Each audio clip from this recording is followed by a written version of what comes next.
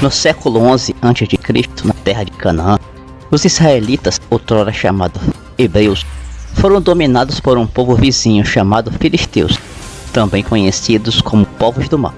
Os filisteus tinham origem grega e levavam vantagem sobre os israelitas, pois dominavam a arte da metalurgia, produzindo armas sofisticadas de metal. Além disso, Israel não tinha um exército profissional, e o exército filisteu contava com gigantes mercenários. Os filisteus formavam uma confederação de 5 reinos: Gaza, Gad, Asdod, Ecrom e Asquelon. Os israelitas eram obrigados a pagar impostos a esses reinos. Por outro lado, nessa época, não havia rei em Israel, que era governado por líderes carismáticos, conhecidos como juízes. Em Israel, havia um homem na cidade de Zorá, chamado Manoá, que era da linhagem de Dan e cuja esposa era estéril. Por isso, Manoá não tinha filhos. Um dia, um anjo apareceu à esposa de Manoá. Ele deu a notícia que a mesma ficaria grávida e teria um filho homem. E não somente isso, disse também que a criança seria um líder libertador do povo de Israel, ou seja, um juiz. Por isso, a criança deveria ser consagrada a Deus desde a sua gestação. Para isso, a criança, para o resto da sua vida, jamais deveria consumir bebida fermentada, comer qualquer coisa impura e, como sinal de consagração, jamais deveria cortar o cabelo. Assim como dito pelo anjo, certo tempo depois, a esposa de Manoá ficou grávida. Teve um filho homem. Ele deu o nome de Sansão, que significa filho do sol, pois representava a esperança para sua família e para o seu povo. O menino cresceu forte e valente, e com uma força extraordinária. E era tão poderoso quanto Hércules da mitologia grega ou Gilgamesh da mitologia suméria, e se tornou uma pessoa respeitada pelo seu povo. Contudo, Sansão tinha uma personalidade impulsiva, egoísta e egocêntrica, fazendo com que o mesmo se tornasse uma pessoa individualista e às vezes irresponsável. Um dia, Sansão vai à cidade de Timná e conhece uma moça filisteia, pela qual fica muito atraído.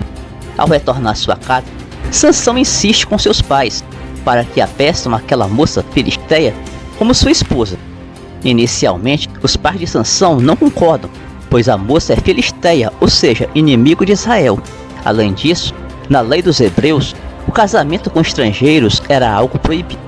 Sansão não se conforma com a resposta dos pais e continua insistindo, ignorando todas as advertências, até que seus pais acabam cedendo.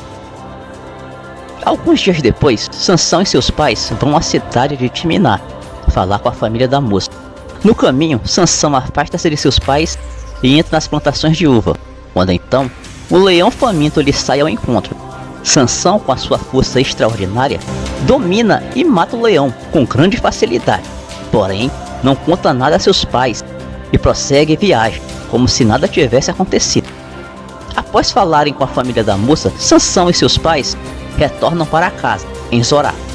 Passado alguns dias, Sansão novamente vai a Timná com seus pais, dessa vez para casar com a moça. No caminho, Sansão lembra-se do leão e mais uma vez se aparta de seus pais e entra nos vinhedos para procurar o leão que havia matado. Ao encontrar o corpo do leão, Sansão observa que há um enxame de abelhas no corpo do leão e havia também mel.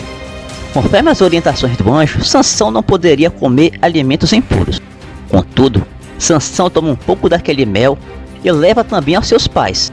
Porém, mais uma vez não conta nada aos mesmos, que seguem viagem a Timná.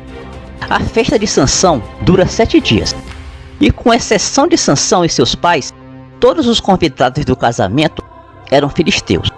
No primeiro dia de festa, após beber e se alegrar muito, Sansão lembra-se de sua aventura com o leão, e de forma imatura e oportunista, lança um desafio aos convidados. O desafio é um enigma. Do devorador saiu provisão, e do forte saiu doçura. O enigma deveria ser decifrado até o final da festa, ou seja, em 7 dias. Quem decifrasse ganharia 30 unidades de roupas finas e nobres. Mas caso ninguém conseguisse decifrar, Sansão deveria ganhar o prêmio. Os jovens filisteus aceitam o desafio. Contudo, até o terceiro dia, de festa, ninguém conseguia decifrar o enigma. Próximo dos 7 dias, os jovens começam a ameaçar a esposa de Sansão, para que a mesma os revele o enigma. Inclusive, a ameaçam de morte e também a seu pai. A moça começa então a insistir com Sansão, para que o mesmo a revele o enigma. De tanto insistir, Sansão acaba revelando o enigma a sua esposa, que por sua vez, com medo das ameaças, revela o enigma aos jovens filisteus. Ao 7º dia de festa, próximo do pôr do sol, os jovens chegam a Sansão e revelam o enigma. Sansão fica furioso, pois sabe que só conseguiram decifrar o enigma porque sua esposa os havia revelado. Sansão sai dali enfurecido e retorna à casa de seus pais, deixando a sua esposa para trás. Passando muitos dias, quando era a época da colheita do trigo, Sansão volta novamente à casa de sua esposa. Porém, tem uma surpresa desagradável, pois descobre que o seu casamento havia sido anulado, sem o seu consentimento, e a sua esposa dada em casamento a outro homem.